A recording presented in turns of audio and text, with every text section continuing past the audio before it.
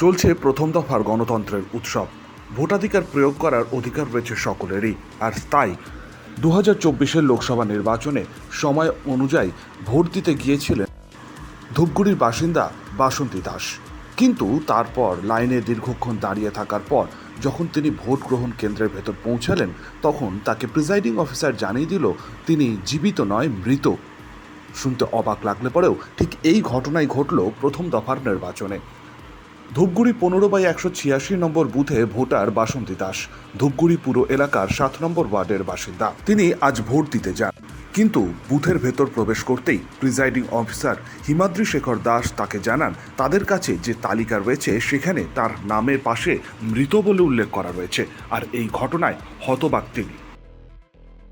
7টার সময় ভোট দিতে গেছি, এখন গেছি করে ওইখানে দাঁড়াইলাম, এখন ভিতরে ঢুকছি, এখন এই নাম্বারের সঙ্গে ওই নাম্বার নিয়েছি। কি বলে? বললো যে না, আপনার ভোট আপনি একটু ওয়েট করুন।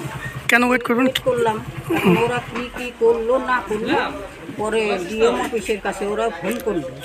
ফোন করার পরে ডিএম অফিস বললো যে উনি তো মারা গেছে। কয় না, উনি নিজে আসছে ভোট দিতে। কখন থেকে দাঁড়াইছিলেন লাইনে? আপনার ভোট আর হবে না, আপনি যান, সামনের বছর দেখা যাবে। কতক্ষণ ধরে দাঁড়াইছিলেন ভোট দেওয়ার জন্য? সামনে যে সব জঙ্গলি টুমলি গেছিল, এক মাস্টার যে নাকি টিলিপ দেয়, মাস্টার ছিল। কোথায় আপনার বাড়ি? কোথায়? এইটাই। পাশাপাশি ওই প্রিজাইডিং অফিসার হিমাদ্রি শেখর দাস ঠিক কি জানাচ্ছেন।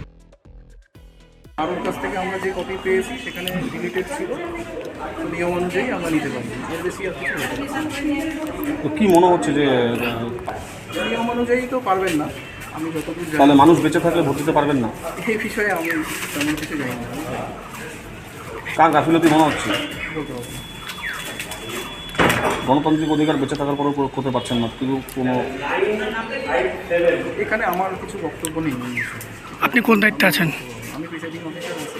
অনেক আশা নিয়েই তিনি তার গণতন্ত্রের অধিকার প্রয়োগ করতে গিয়েছিলেন, কিন্তু ভোট দেওয়া হলো না, কারণ তালিকায় তিনি জীবিত থাকা অবস্থাতেও উল্লেখ রয়েছে তিনি নাকি মৃত। আর এই ঘটনায় রীতিমতন মন খারাপ নিয়েই ঘরে ফিরে যেতে হলো বাসন্তী দাসকে। এই ঘটনার পরই চাপানুতর শুরু হয়েছে রাজনৈতিক মহলে। নির্বাচন কমিশনের দিকেই আঙুল তুলছেন সকলে। ক্যামেরায় অরিন্দম রায়ের সাথে সৌভিক দত্তের report, India news Bangla, Jalpaiguri.